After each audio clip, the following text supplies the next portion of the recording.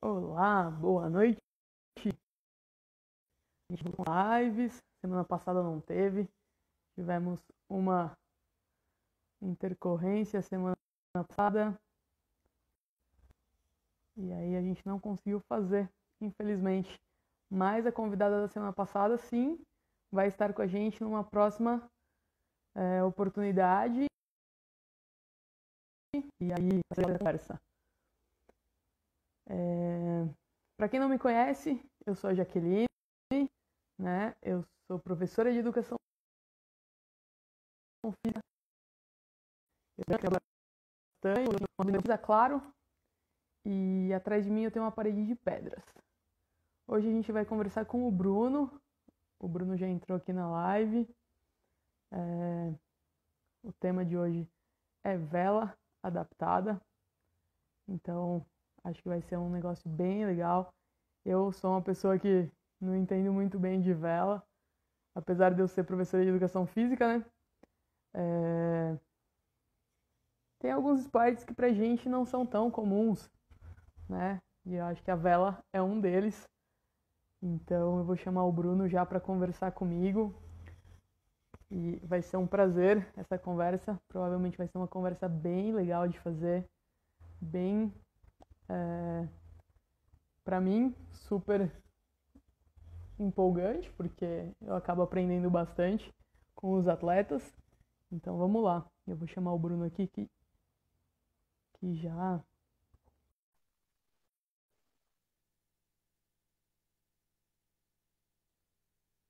Boa noite para todo mundo.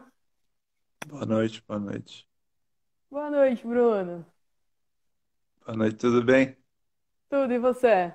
Tudo bem também, um prazer aí estar falando com você. Ah, o prazer é nosso de você ter aceitado esse convite. Pra gente é um prazer imenso ter você aqui e trazer todo, todo esse conteúdo que você tem, trazer essa história pra gente. E a gente do Integrando fica super feliz, porque não é tão simples, né? Conseguir vários atletas para estar falando com a gente. A gente já falou de algumas modalidades. E aí a sua provavelmente é uma das menos conhecidas, né? Então, isso enriquece muito o nosso trabalho, que é de mostrar mais oportunidades para as pessoas que querem praticar algum tipo de esporte e mais oportunidades para as pessoas que se veem perdido depois de uma lesão. Então, para a gente é super enriquecedor você estar aqui com a gente e obrigada por estar aqui. Não, obrigado você aí. Agradecer a Dani também que fez esse contato, né? Elas estão aí na live também. Ela, o Beto, meus primos também estão aí. Então, mandar um abraço para todo mundo que está acompanhando e vai ser um prazer aí falar um pouquinho da vela para vocês. Com certeza. Eu falei para Dani que eu já intitulei ela como assessora do Integrando Saúde. A Ela só não Dani aceitou o cargo ainda, mas daqui a pouco ela aceita. tem que chamar ela para fazer uma live para falar das erges, lá das físio, lá no Lucio, que Quem dá sabe? assunto também. Quem sabe? Quem sabe ela topa. Vamos ver. Ô Bruno, eu queria que você se apresentasse para o pessoal que não te conhece. Quem é você? O que que aconteceu contigo? Qual que é a tua história?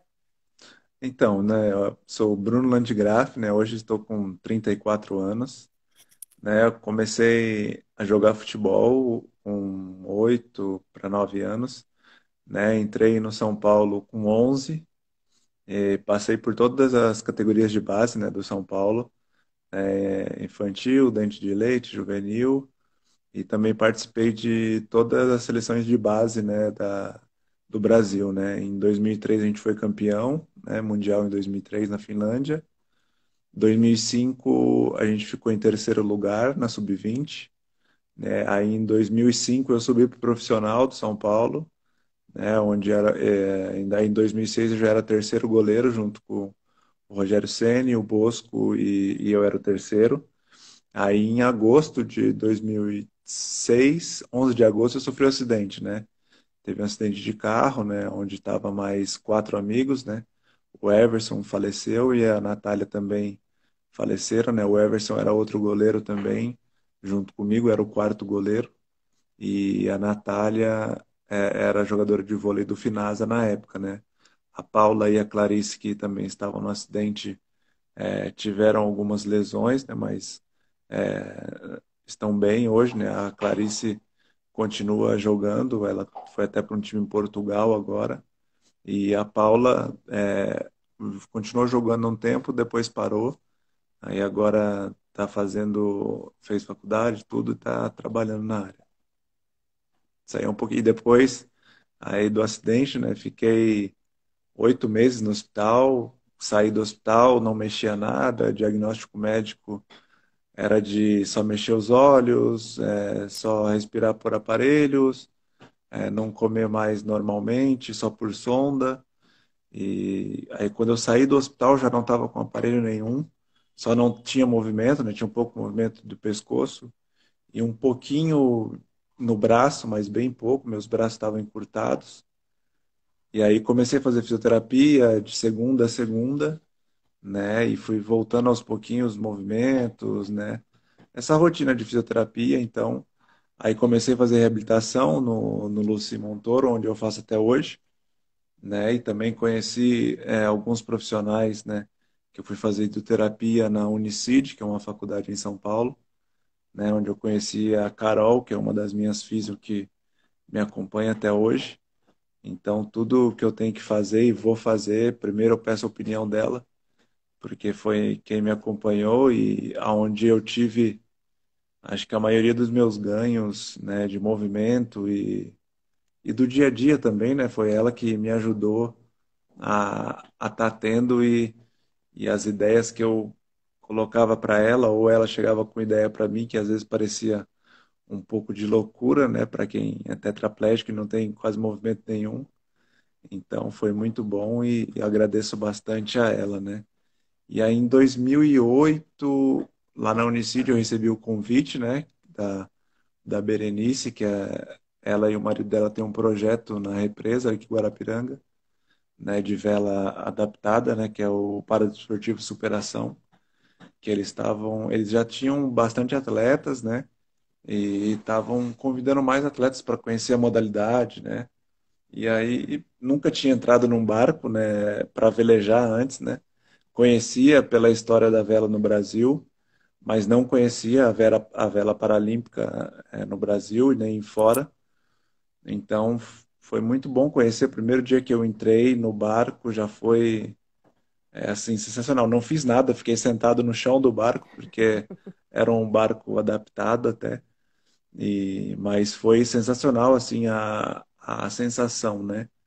De estar velejando, o vento no rosto, então, e estava um dia frio, que nem está hoje, garoando, então, mas a sensação de velejar, quem nunca velejou e tiver a oportunidade de velejar, eu acho que vai se apaixonar pelo esporte. Aí depois a gente continuou adaptando o barco, né, que para minha classe a gente não tinha o barco, né, para competir, então o clube, junto com o Vitor, o treinador, adaptaram o barco, né, a cadeira que é a da Proeira, né, que é da minha parceira, que na época estava velejando comigo, que era a Elaine, era uma cadeira de praia com as pernas cortadas, né, essa cadeira de plástico, né, que a gente faz churrasco e utiliza, Sim. então eles adaptaram a cadeira no barco, né, para ver como as coisas tinham que ser adaptadas, né. Aí na minha cadeira já tinha que ser um pouco mais por não ter movimento, então eu precisava de uma cadeira maior, por causa do meu tamanho também, e ela tinha que ter um motor, né, que eles compraram fora. Então aí foi adaptando e com o tempo a gente começou a treinar, né, onde apareceu a parceria do time São Paulo, que era uma parceria do Comitê Paralímpico junto com o governo do estado, né? Esse projeto ainda continua com outros atletas hoje, né? São vários atletas medalhistas, na época também era. Então a gente conseguiu esse patrocínio depois que a gente conseguiu a vaga para o Mundial em 2011, né? A gente Uhum. treinou um tempo, né? Eu e a Elaine, a gente treinava de sábado e domingo. Aí depois que a gente conseguiu esse patrocínio, né, com o time São Paulo, a gente começou a treinar de sexta, sábado e domingo, né?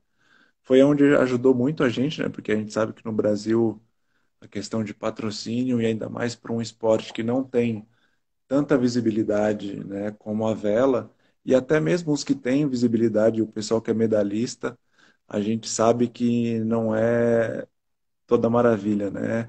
São poucos atletas que têm patrocínio, que conseguem se manter do esporte, né? Isso que atrapalha muito no esporte paralímpico, né? Eu fui conhecer algumas modalidades, né? Porque a vela não vai estar em 2020, né? Em 2021, né? Que passou.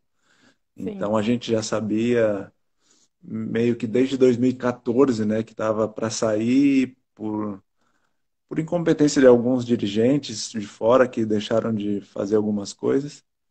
Então aí depois que acabou os jogos de 2016, né? Então a gente até tentou continuar treinando, mas teve alguns problemas burocráticos com questão de barco, né?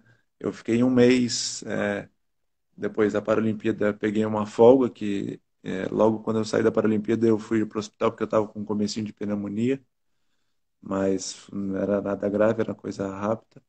E aí um mês depois eu já entrei em contato com o pessoal para voltar a treinar, né? Mas aí desde 2016 até hoje os barcos da minha classe estão parados, sem ninguém ter usado. Então são 4 anos já aí que os barcos não tem um atleta que velejou, que entrou na água com ele, né? Então esses barcos estavam deteriorando em Brasília. Então agora a gente conseguiu, né, com a comissão dos atletas, né, um contato com o comitê e também com a CB Vela, que é a vela do Olímpico, Uhum. conseguiu brigar aí um pouco. Mas a gente já vem brigando, né, esses 4 anos, né? Alguns atletas mais engajados na vela para poder estar brigando mais.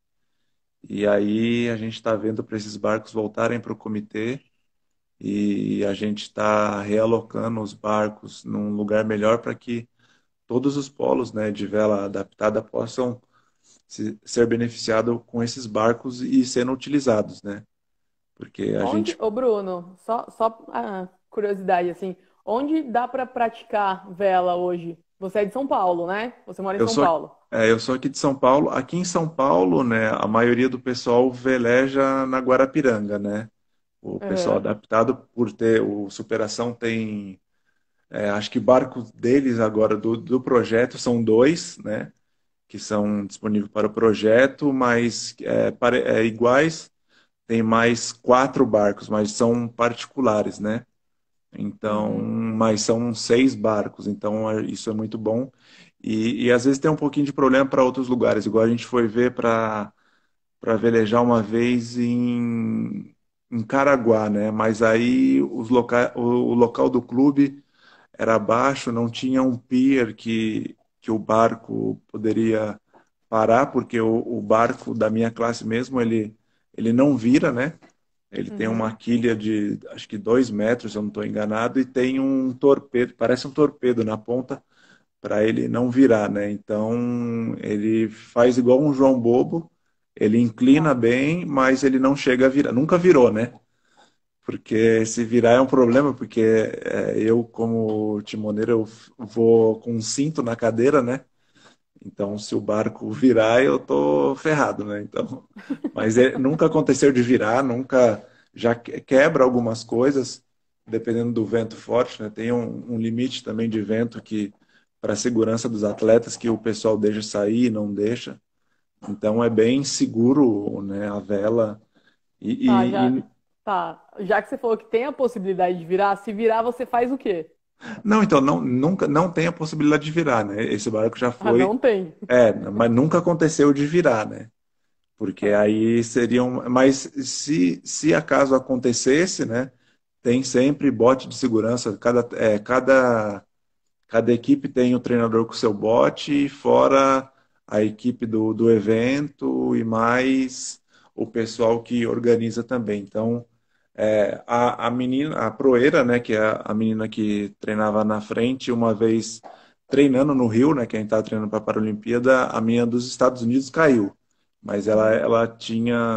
ela tem bem mais mobilidade, ela não era amputada, mas eu não lembro o que ela tinha de deficiência. Mas aí ela caiu, porque eles têm mais mobilidade, então eles ficam um pouco mais soltos do que a gente que tem menos mobilidade. Mas aí ela Essa, caiu, o treinador já chegou já e não aconteceu nada demais. Só molhou um pouquinho, bebeu um pouquinho de água suja lá da do Rio de Bahia, Janeiro, né? Da mas Bahia. mas de lesão não teve nada, não. Só para o pessoal entender um pouquinho, a vela adaptada tem três categorias paralímpicas, não é isso? Uma Isso, onde vai uma pessoa sozinho, outra que é, podem ir três velejadores e a outra que tem que ir dois, mas uma mulher e um homem, não é isso? então, para os Jogos de Londres, né, que eu participei em 2012 e do Rio, eram essas três classes, né, que é o 2.4, que é o individual, aí pode ir tanto o homem quanto a mulher, e o homem veleja junto com a mulher, não tem categoria feminina nem masculina, é todo mundo junto. Tem o sonar, que é o barco com três pessoas, e aí as três pessoas têm a pontuação, né, que pode atingir o máximo. E tem o Scud, que era a classe que eu estava participando. Tinha que ser um homem ou uma mulher, mista, né, a classe. Uhum. Então, o que eu fazia, eu era o timoneiro, que dava direção do barco, né? E a Elaine, em 2012, era minha proeira, ela era paraplégica. E em 2016 era a Marinalva, que era amputada, né? Então, e aí também tem a pontuação, que para ser proeiro, poderia ter a pontuação de 0 a 2, né? E a proeira poderia ter até 7, que é o máximo de pontuação, seria um amputado Uhum. de perna. Na vela pode ser lesão medular, de classificação, né? Lesão medular, amputado, deficiência visual, paralisia cerebral. É isso, né? Eu acho que encaixa tudo, né? Encaixa tudo. Todos os tipos de deficiência, porque eu lembro que o mundial que a gente foi, o Japão tinha um deficiente visual no sonar. É mais o sonar com três pessoas, você consegue uma melhor distribuição, né, de deficiência, Uhum. né? Para o Scud, então é mais. Eu vi um menino que era da Inglaterra, se eu não estou enganado, ele não tinha movimento nenhum. A adaptação que ele tinha no barco, ele dava direção no barco com a língua, né? Ele tinha um sensor que ele mexia para um lado e para o outro com a língua só, né? Que era o movimento que ele tinha. E ele conseguia dar a direção no barco, muito interessante a adaptação. E então você vê, uma pessoa que não tem movimento nenhum, só com o movimento da língua. Então ia muito da adaptação que o pessoal utilizava, né? E também cada atleta precisava de uma determinada adaptação, então os treinadores, quem desenvolvia, conseguia fazer essas adaptações. Aí hoje, É, né? Hoje também tem um projeto, né, para ver se a vela volta para 2000 mundiais estão tendo, né, da classe Scud, continua, mas com menos barco, eles estão tentando mudar alguma coisa. Já tem outras classes, né, que é o Hansa, que é um barco um pouco menor e individual e em dupla também, né? Aqui no Brasil já tem a Ana Paula, que é de Brasília, ela já foi terceiro lugar no Mundial, segundo, e se eu não estou enganado, o ano passado ela foi campeã mundial, né, num campeonato fora.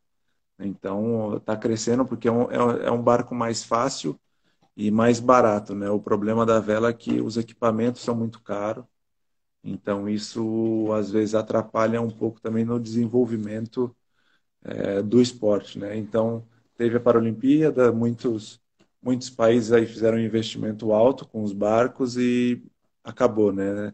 Não vai ter nos jogos, então você já perde um monte de patrocínio, atletas que precisam do esporte, né? Não vai ter, então já diminui mais do que a metade dos patrocínios, então a maioria procurando outro esporte ou tentando se encaixar em outra categoria da vela que está crescendo aí no mundo náutico. antes de ir para vela, você tentou algum outro esporte adaptado? Eu fiz natação, Uhum. mas mais para ganhar movimento, não fiz para competir, né? Então eu fui mais para ganhar movimento. Gostei bastante, né, da natação, mas nunca cheguei a competir, né? Aí depois da Paralimpíada eu fui até para fazer um teste, mas não fiz, mas não dei continuidade. Joguei tênis de mesa nos Jogos Universitários, Paralímpicos que tinha, que eu estava fazendo faculdade. Aí eu aproveitei, como eu não estava fazendo, não estava disputando nada, não estava velejando, então foi para conhecer, né? Tinha uma mesa de ping-pong, então para treinar é mais fácil. E aí depois, agora, eu, o ano passado, retrasado, eu adquiri uma handbike, mas para fazer em casa, não cheguei a pedalar na rua ainda, pedalo mais em Uhum. casa no rolo, parado, e fui conhecer o rugby, né? Tá. Então, a princípio, enquanto a gente não vê os barcos vindo para cá, são os dois esportes que eu tô. A handbike eu estou fazendo mais para a parte física, né? Para Uhum. manter, ganhar resistência e força também, que me ajuda bastante. E o rugby eu fui conhecer, foi um esporte que eu gostei muito, né? Porque é em equipe, né? Então é muito bacana e tem uma coisa de estratégia, né? Então é muito bacana. Só que aí eu estou vendo também, para dar continuidade nisso, eu tenho que adquirir uma cadeira, né? Porque também Sim. tem que ser toda sobre medida, né? E eu, como não sou um padrão em altura, né, em tamanho, então tem que ser toda adaptada mesmo, né? Certinho, porque eu fui lá no Gigantes, em Campinas, né? Que é um dos Uhum. times aqui É, é o que está em mais São forte, Paulo. né? Eles disputam muito. Tem eles aqui de São Paulo que são fortes, o Gigantes, o Ronins e tem o Minas também, né? Que são, acho que os três que sempre estão brigando. Mas teve um menino que estava no Caldeirão que era do rugby também, mas eu não lembro o nome do time. Agora acho que o Vikings, acho que é. É, Também isso eu não são fortes conheço. e está crescendo muito, né? E tem bastante time aqui em São Paulo, né? Tem vários. E também fora do estado tem bastante também. Então, aí eu já conversei com o pessoal lá do rugby e aqui também do Ronins, né? Tem um amigo, o Lucas, né, que joga no Ronins, ele tem a estatura parecida com a minha, né? A gente está só tá esperando essa pandemia passar um pouco aí, melhorar para eu poder dar uma olhada na cadeira dele também, porque é meio parecido, então. Mas aí também é mais uma questão de arrumar um patrocínio, porque é uma cadeira que eu estava vendo meio por cima, né? Assim, nova, para você investir, são no mínimo R$ 10.000, né? Sim. Então é um investimento alto, então você sem um patrocínio, alguma coisa, fica mais complicado. Mas eu tô com umas ideias também aí que acho mais para frente vai dar certo, vai poder ajudar também nessa escolha, né, do esporte e também na aquisição de equipamentos também. É, acho que você não falou. Qual que é a altura da sua lesão, Bruno? Eu fiz a cirurgia na C3, C4, né? Mas Tá. aí tem, depois que você faz a avaliação funcional, essas coisas, eles falam que a lesão muda, né? Então, eu fiz acompanhamento, aí a última que eu tinha feito é que minha lesão estava em C5, C4, C5.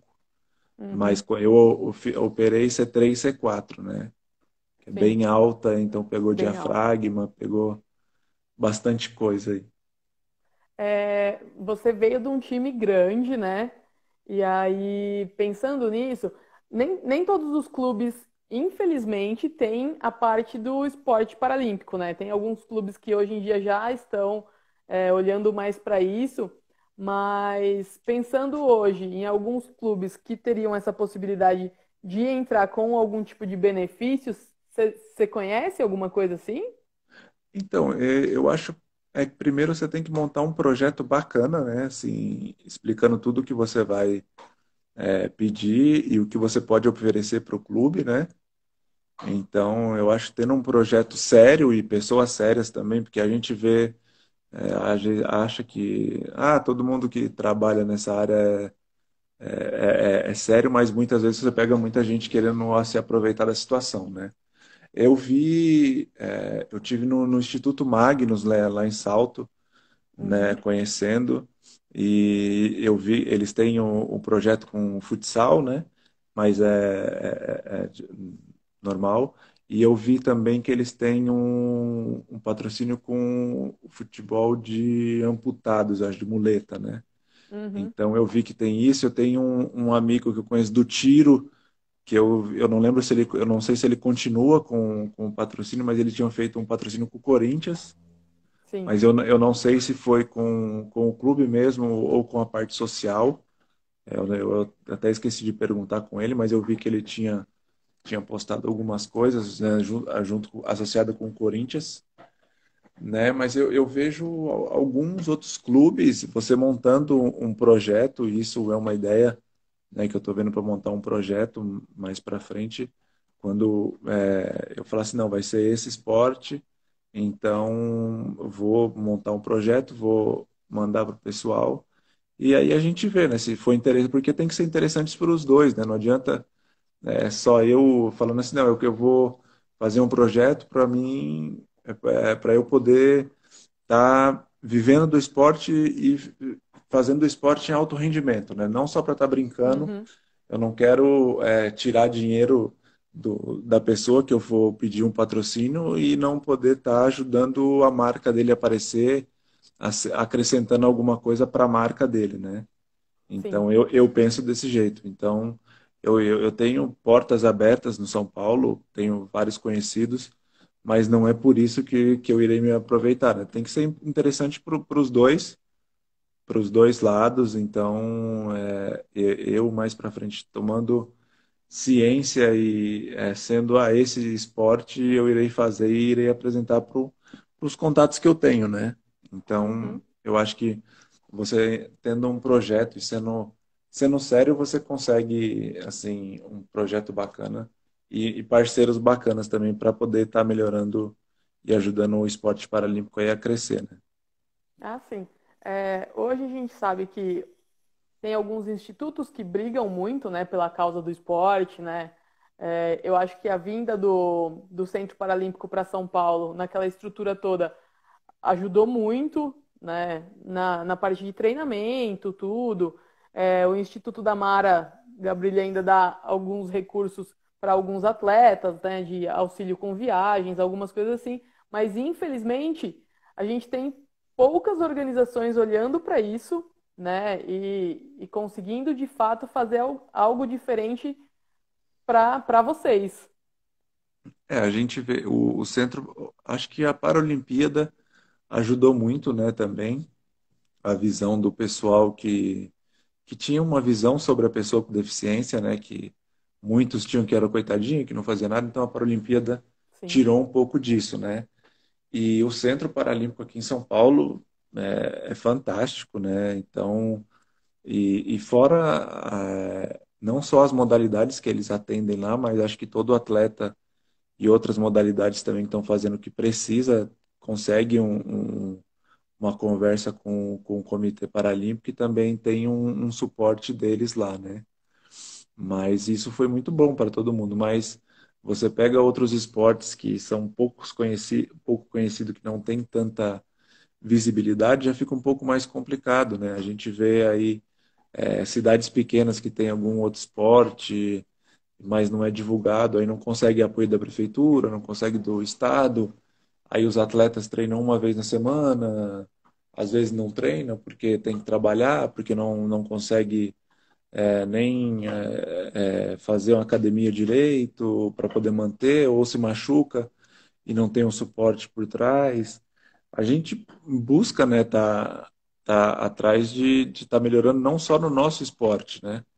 Eu sempre falo, eu fui da vela, não participei de outro esporte para competição, né? Mas depois que eu fui atrás de conhecer outros esportes, eu vejo o quanto é difícil, né? A vela era um pouco mais por causa do barco, né? Não é todo lugar que você consegue colocar um barco e não é todo dia que você consegue mais de 150 mil reais para comprar um barco. Né? E fora toda a burocracia de poder estar comprando, trazendo, passando pela alfândega, tendo todo aquele trâmite de trazer as coisas de fora. Mas aí você vê, você pega a natação, é um pouco mais fácil porque você consegue lugares para piscina, mas você quer montar um atleta mesmo, você tem que ter uma nutricionista, uma academia boa, um acompanhamento por Uhum. trás disso, né? E muitas vezes você não consegue. Até você chegar na seleção para ter esse suporte, são poucos clubes que conseguem te dar esse suporte, né? Então você fica treinando, sempre vai faltar uma coisa, você treina 60%, 70%, os outros 30% que vai te ajudar para você poder disputar uma medalha, tanto em nível nacional quanto mundial, né? Fica faltando. Sim, você mesmo, né, trouxe no começo da sua história que quando você estava no futebol, você começou muito cedo, né? E a gente pensando no esporte paralímpico, o esporte paralímpico normalmente não começa tão cedo assim, né? A galera se torna atleta muito mais tarde, né? E se aposenta muito mais tarde, obviamente, porque tem condições que facilitam isso também. E o que você traz é muito importante, né? Para eu, como professora de educação física, que estou na área de reabilitação há bons anos, sempre tento incentivar quem passa comigo a procurar o esporte, né? Quando a gente vê que tem a possibilidade, que a lesão ajuda, tal, e a pessoa gosta, a gente tenta encaminhar para o esporte. Mas são poucas instituições, né? Uma equipe multi, onde teria que ter um treinador, um preparador físico, um fisioterapeuta, um nutricionista. Pelo menos isso, né, na equipe, são poucos lugares que você consegue ver hoje que tem no esporte paralímpico, né? E é muito triste.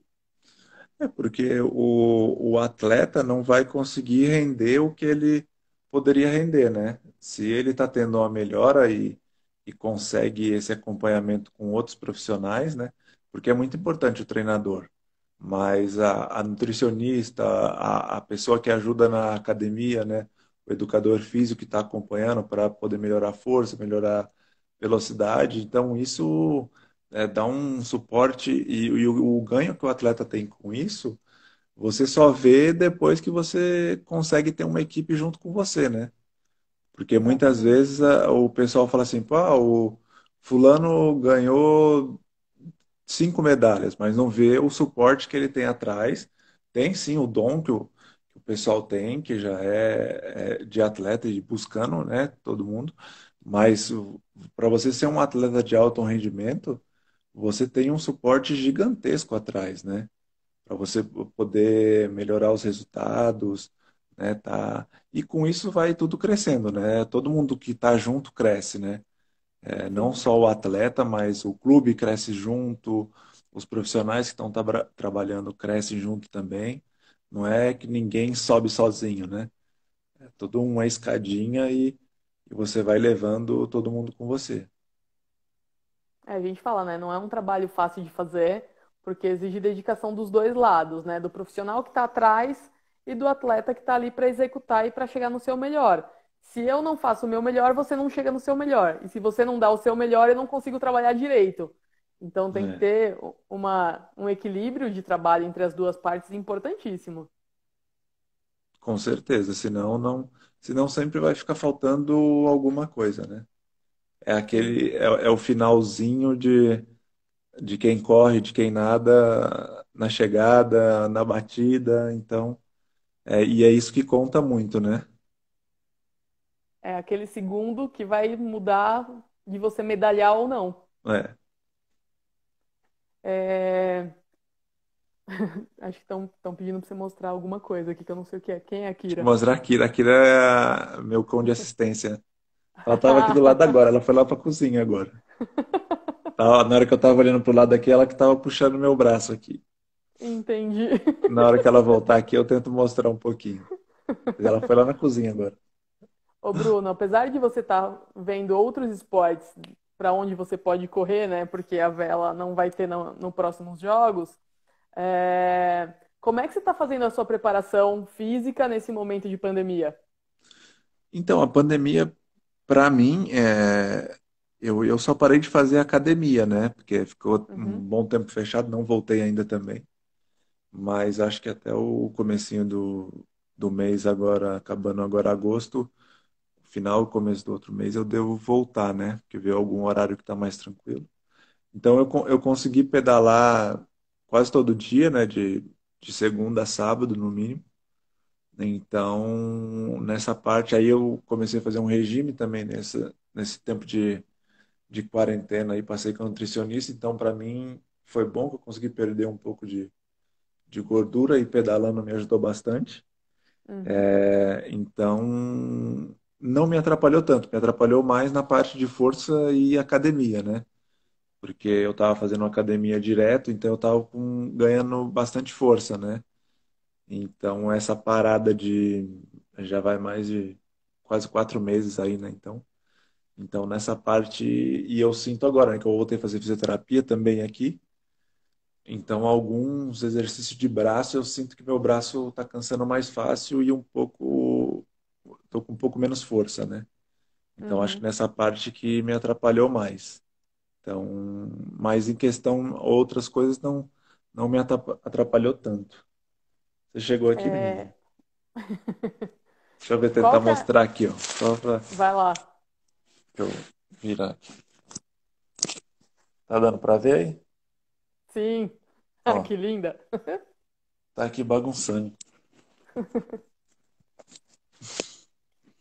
É, com relação à vela mesmo, como que é feita a preparação de vocês para a vela? Então, para Londres, né, a gente não teve tanta preparação assim em questão, porque a gente treinava aqui com o barco adaptado, então a gente usava o que tinha, né? Foi acho que para Londres o que ajudou muito a gente foi o treinador, né, o Vitor Hugo, que era uma pessoa Uhum, que conhecia muito e fazia as adaptações aqui nos barcos. Aí a gente já foi para o Mundial, o primeiro Mundial que a gente fez, a gente chegou uma semana antes para velejar, para conhecer o barco que a gente não conhecia.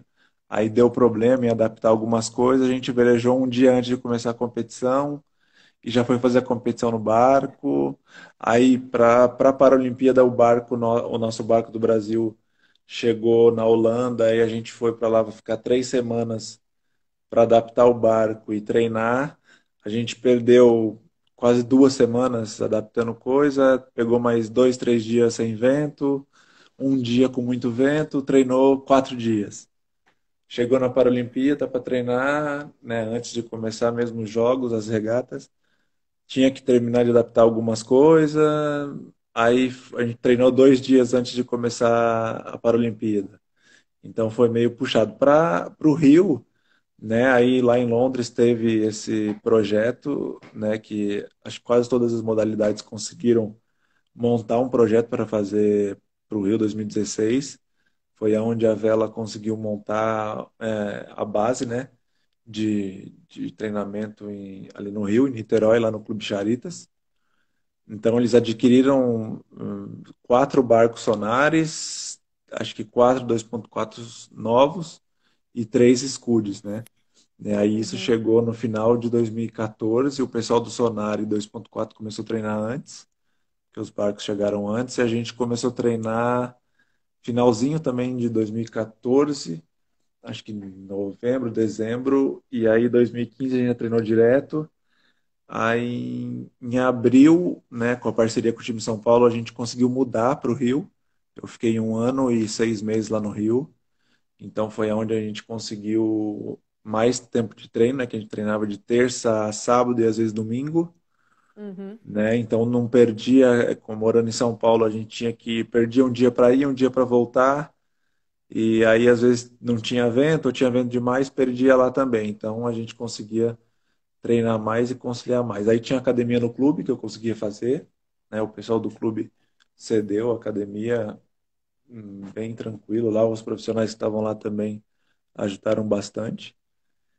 E aí a gente conseguiu treinar mais, né? Foi onde a gente conseguiu melhorar, na minha classe pelo menos, melhorar o resultado de Londres, né? Em Londres a gente ficou em 11º e no Rio a gente ficou em oitavo, né? O meu objetivo era ficar entre os seis, mas o oitavo foi uma boa colocação, assim, no ponto de vista do treinador e dos outros pessoal que estava também. uhum. É, eu lembro do pessoal reclamar muito da vela ter sido na Baía de Guanabara, né? E daí Mas teve era, muita crítica por ser na Bahia, não sei o quê. Você viu alguma coisa de difícil acesso ou alguma coisa muito de ponto crítico de ser ali? então, é que o pessoal estava com muito medo da sujeira que tinha, né? Sim. Porque para todos os barcos, até mesmo para o Olímpico, né? Qualquer plástico na quilha ou no leme, você já perdeu uma regata, porque dependendo do barco que é, você tem, se o barco abraçar a quilha, né? Se ele enrolar na quilha, você tem que parar o barco, dar uma ré no barco para tentar tirar aquilo ali. Então, dentro de uma regata, você pode desistir, já para, tira o plástico e se prepara para outra regata. E quando a Uhum. gente estava treinando, tinha muito lixo, né? A gente encontrou sofá, cachorro morto, lixo de tudo quanto é tipo, né? Só que na época do evento teste que a gente fez e dos jogos mesmo, quase não tinha lixo, né? Porque o pessoal tomava a precaução de tirar antes, tinha todo aqueles. Como que era o nome? Aí eu esqueci o nome dos barcos lá que pegavam os lixos lá, né? Tipo Sim. É eu tipo um esqueci o pesqueiro de nome. lixo, né? Tinha um nome específico, mas agora eu não estou lembrando. E aí eles ficavam em torno da onde ia ser a regata para não deixar não passar. E eu acho que quase ninguém teve problema com lixo, né? Mas eu acho Uhum. que era um dos problemas e também a qualidade da água, né? Porque o Paralímpico, o 2.4 entra muita água no barco, né? No meu barco também entrava, mas a gente não tinha contato, porque a gente estava com roupa de neoprene ou macacão, que era impermeável, então não Uhum. tinha tanto contato com a nossa pele, né? Mas o Olímpico cai muito na água, né? É mais água, então a maioria que a gente via era em questão dessa qualidade da água, né? Muitos, acho que teve alguns velejadores que teve algum problema com virose, né? E alguns que utilizaram na época também. Teve um pessoal que saiu lá uma vez que era de outros países que tornaram lá, encheram a cara e depois colocaram a culpa na água, né? Então aí o pessoal já faz umas coisas, mas a água não era limpa, né? Todo mundo sabe. E tinha Uhum. bastante lixo. Só que na hora dos jogos eu acho que não atrapalhou em nada nisso. Pelo menos para o Paralímpico não teve essa interferência. É, você falou que você fica amarrado no barco, né? Na cadeira que você fica. Você teve algum tipo de problema de pele, de lesão por causa dessas amarrações? Nas competições, não. Eu tive um problema treinando aqui em São Paulo com o cinto que eu colocava na perna para segurar um pouco. Ele começou a fazer uma fricçãozinha e me fez uma bolha na coxa, Uhum. né? E uma outra vez eu tive o problema com a botinha de velejar, que ela é de neoprene do lado e em cima é uma borracha, né? E a gente É. pegou um dia de muito sol na represa. E aí acho que começou a esquentar, aquilo ali só piorou o calor lá dentro. Quando eu tirei, eu já estava com a bolha no pé, né? E aí eu vi que estava meu pé estava pulando, minha perna estava pulando, né, dando espasmo. Aí eu falei, alguma coisa de errado tem. A gente voltou com o barco, na hora que eu tirei já estava com uma bolha no pé já. Mas de outro tipo de lesão, não. Uma vez no Rio, que a cadeira deu problema no motor da cadeira, aí eu fiquei torto, aí eu fiquei velejando uns 4 dias com essa cadeira torta. Aí eu tive um pouco de dor nas costas, mas aí foi mais muscular mesmo. Uhum. Não chegou a lesionar nada, não. Ah, menos mal. Porque é bem comum, né? Vocês terem lesões de pele por falta de sensibilidade e tal. E aí, com amarrações, você falou da amarração da vela, eu não conheço a vela, né? Não tenho essa vivência, mas a vivência do rugby eu tenho. E no rugby acaba machucando bastante a amarração das pernas, como também tem bastante lesão de mão, né? No rugby. No rugby eu vi para tocar a cadeira, né? Eu, mesmo colocando a luva, as coisas, eu saí já com os dedos meio esfolados. Mas Exatamente. quando a gente sai da vela, a gente tinha essa preocupação também, né? Porque a gente sabe, você tendo uma lesão ali, uma escara, o tanto de tempo que demora para sarar, né? Então a Uhum. gente saía do barco, já era a primeira coisa que olhava em tudo, toda a parte do corpo, para ver se não tinha nada machucado. E quando chegava em casa também. Aí eu tenho essa consciência também, porque aí eu sei o tanto de tempo que demora para sarar qualquer machucadinho, ainda mais na parte de baixo, né? Nas pernas. sim. né? Então, o braço ainda cicatriza um pouco mais rápido e você consegue ver, né? Mas nas pernas, às vezes, é mais complicado. Então, se você não tem esse cuidado, o tempo que você fica parado é pior. Para quem não conhece muito da vela, Bruno, onde as pessoas podem conhecer e experimentar, principalmente para a galera que tem lesão medular? Onde Então, acontece? aqui em São Paulo, né, eu recomendo lá no Clube Paradesportivo Superação, né? Tem o Instagram deles também, e quem quiser saber mais pode me chamar no direct aí que eu respondo. Também passo o contato deles para entrar em contato, saber que é quando eles devem estar voltando a velejar e também para conhecer, marcar com eles. Aqui em São Paulo, assim que é melhor, né, são eles, né, assim, porque tem os barcos que já são adaptados e um pessoal que já veleja há mais tempo. Uhum. Então, aqui em São Paulo, no Clube Superação, é recomendado. Fica ali perto do Parque Guarapiranga, também no Clube Asbac, né, que é do Banco do Brasil. Então, é bem facinho de chegar. Acho que já é uma boa dica para quem quiser aí experimentar uma modalidade nova, ou só para ter vivência mesmo do que foi aquilo que você trouxe mesmo, né? Talvez essa sensação do vento batendo na cara, essa liberdade, e a liberdade de você estar podendo fazer coisas que normalmente depois da lesão as pessoas colocam na cabeça que não podem fazer mais nada, né? Que não tem É, chance de experimentar mais nada, e não é bem assim. porque essa sensação de liberdade que você vai ter, né? Igual você pega um tetraplégico que não, às vezes, dependendo do lugar, você não consegue nem tocar a cadeira sozinho, né?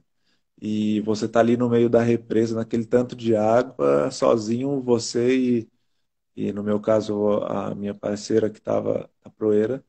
Então, a gente que está mandando no barco. Então, o que a gente quiser que o barco faça, somos nós dois lá dentro, né?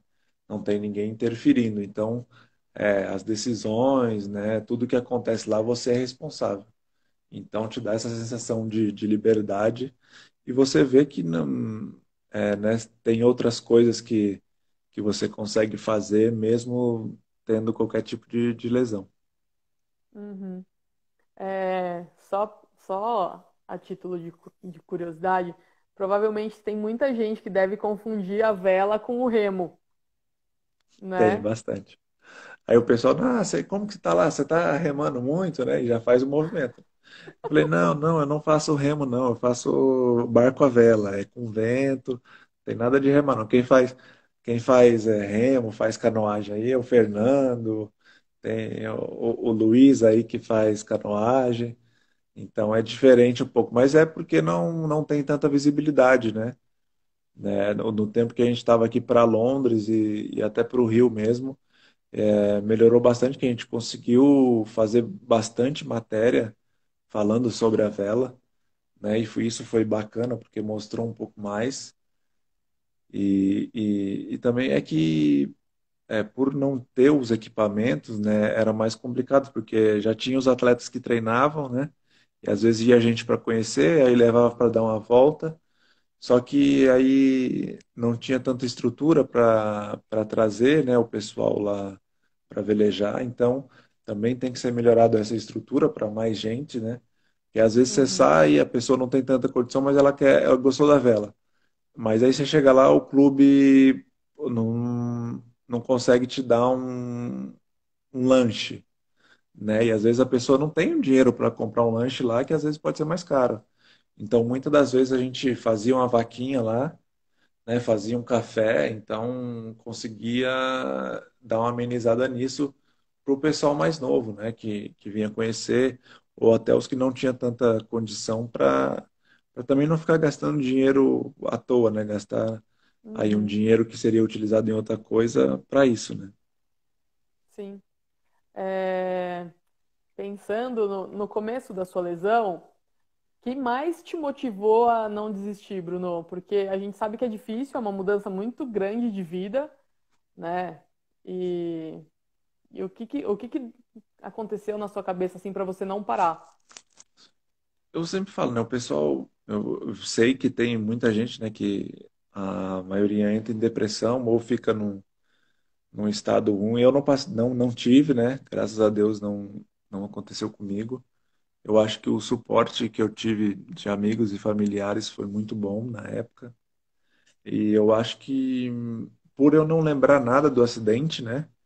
E o tempo que eu fiquei na UTI também, o pessoal fala que conversou comigo, mas eu não lembro, só lembro depois. Eu fiquei um mês na UTI, depois de um mês na UTI, mais uns 2 meses que eu estava na SEMI, que eu consigo me recordar bem, né? Do pessoal indo me visitar e conversando comigo. Uhum, Então, e aí nesse período eu fiquei acho que uns três, de UTI, coisa, uns 3 meses sem poder falar por causa do respirador, né? Então, depois que eu me lembro, eu consegui entender o que todo mundo falava comigo, né? Mas eu não falava, tentava fazer algumas mímicas, mas eu não falava. Então, eu entendia tudo. E nesse de entender, eu sabia que tinha acontecido alguma coisa, né? Porque eu tentava mexer minha mão, não fazia nada, tentava mexer meu pé, não levantava nada, então sabe, alguma coisa aconteceu, né?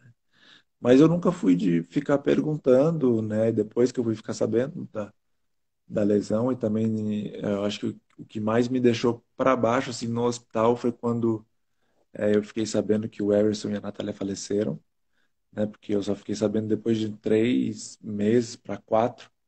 uhum, Então foi um baque muito grande quando eu perguntei para minha mãe, né? Porque foi até uma vez que a Paula foi me visitar e a Clarice também. E eu cheguei a perguntar à minha mãe, por que o Everson e a Natália não vieram me visitar, né? Tudo. Aí que ela me contou, que eu fiquei sabendo. Então foi o momento que mais triste, assim, né? Que eu tive. Então, mas em questão dos movimentos, eu nunca fiquei pensando, né? Eu uhum. procurei, falar, vou ter que fazer alguma coisa para estar melhorando o meu jeito de viver. Então, os objetivos mudaram, né? Naquela época eu tinha um objetivo de ir para uma Olimpíada, jogar futebol em 2008, porque a maioria do pessoal que jogou, né, estava na seleção comigo, então era um objetivo que eu tinha. E depois eu tive que mudar de uma Olimpíada para conseguir virar uma carta de baralho na cama do hospital, né? Que a carta Sim, de baralho não pesa 5 gramas e parecia que tinha 500 toneladas. Então, você vai mudando os objetivos, né? E eu penso não, eu procuro não ficar pensando o que poderia ser, o que eu poderia ter sido, porque nada é certeza também, né? A gente não sabe. Tinha uma expectativa, né? Igual o pessoal fala, você poderia ser o sucessor do Rogério, tinha tudo para ser, mas ninguém sabe se seria ou não, né? Então eu não fico pensando muito, né? Adoro futebol, se acompanho, mas não fico me remoendo com essas coisas, né? O pessoal fala, pô, você podia estar? Eu podia, como também não podia estar. sim. Então, procuro lembrar das coisas boas que aconteceram comigo no futebol, dos amigos que eu fiz e de tudo que me trouxe de bom até hoje, né? O futebol e o São Paulo me traz até hoje, né? Coisas boas. Eu falo que o que me abre muita porta, né, é o São Paulo, né? Por ser ex-goleiro do São Paulo, né? E aí a gente tá. Eu não me incomodo por isso, porque foi onde eu passei bom tempo da minha vida lá. Então tenho respeito por todos lá, desde o pessoal da diretoria até as tia da cozinha e que limpa o quarto lá no CT, que são sensacionais. Esses dias a gente fez uma live com o pessoal uma torcida lá de Curitiba, né, que é embaixador do Paraná lá. Então, falando nisso, né, que eu vejo no São Paulo que é tipo uma família mesmo. Quem trabalha lá dentro trata todo mundo como se fosse da família, né? A gente vê o cuidado que eles têm com todos os atletas, as tias da cozinha limpando o quarto, perguntando se está tudo bem, o pessoal da cozinha perguntando o que você quer comer, ou se tá bom, se tá ruim. Então, isso que é muito gratificante você chegar lá no CT e ter todo esse respaldo e esse carinho que tem desde do pessoal da portaria com o resto do pessoal que tem um cargo de maior relevância também no clube. Essas coisas são gostosas, são gratificantes e de verdade é o que faz a gente permanecer no esporte, porque a gente sabe que vida de atleta não é nada fácil, né? As pessoas só veem o lado é atleta, tem a vida tranquila, tá ganhando um bom dinheiro, tal, não sei o quê, mas tem muita coisa por trás que só quem passa essa vida de atleta sabe bem como que é, né? E Que o, e o, não.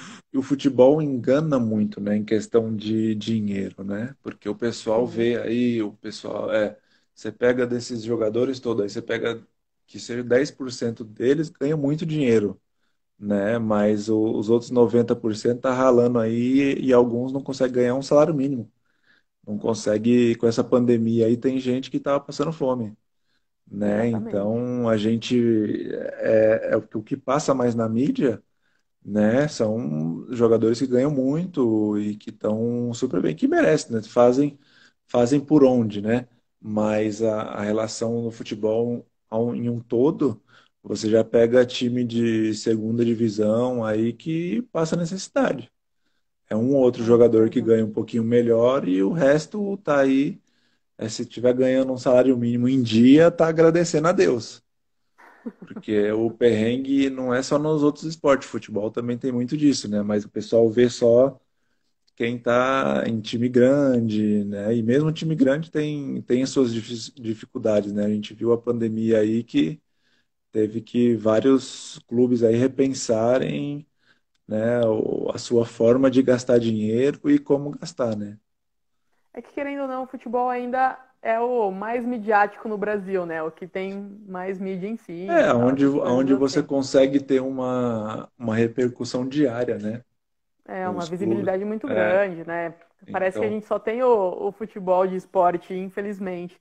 E talvez uma das ideias do Integrando é isso, né? É trazer mais opções, principalmente para a galera que tem algum tipo de lesão ou algum tipo de deficiência, para saber aonde dá para fazer, aonde dá para recorrer. Então, trazer vocês aqui é sempre um prazer e mostrar essas possibilidades do que fazer pra gente é muito gratificante e é super legal, assim. Daqui a pouco o Instagram derruba a gente, que vai dar 1 hora de live. Então, a gente vai continuar com as lives, né? Eu tenho mais uhum. convidados de outros esportes para mostrar. Ah, legal. Então, super agradeço a você aqui, foi muito legal. Obrigada pela conversa, obrigada por estar disponível. A gente sabe que não é tão tranquilo, porque na verdade você nem me conhece, mas eu super agradeço, Bruno. E aí, a Dani tá na live ainda, já marquei um churrasco na casa dela, eu, você e ela, tá bom? Ah, pode deixar. Que a Dani só enrola com esse churrasco aí, ó. Ela falou que o Beto faz um churrasco top, aí eu quero só ver. Então, tá convidado já. A Dani vai Aí, fazer e a gente vai lá na casa dela. aí a gente tem que levar o B pra tocar o terror, que ela fica. Aí um dia a gente foi lá na raia da USP, aí tava ela, a mãe dela, e ela levou o B também. Nossa, ela ficou doida, que aí a gente quase estava jogando ele na água, ela ficou maluca. Eu super topo, eu entro com o B na água sem problema nenhum. Tranquilo. Obrigada, Mas Bruno. obrigado você aí pela oportunidade de estar falando um pouco da vela. E é bem bacana aí, todos aí que possam continuar acompanhando também vocês para conhecer um pouco mais de outros esportes aí, e também do seu trabalho relacionado ao esporte. Valeu, muito obrigada. Gente, valeu, obrigada. Semana que vem tem mais. E precisarem de alguma coisa, o contato do Bruno vai ficar aí. E é isso aí, Bruno. Valeu. Um beijo, boa Valeu noite. você. Obrigado. Boa noite.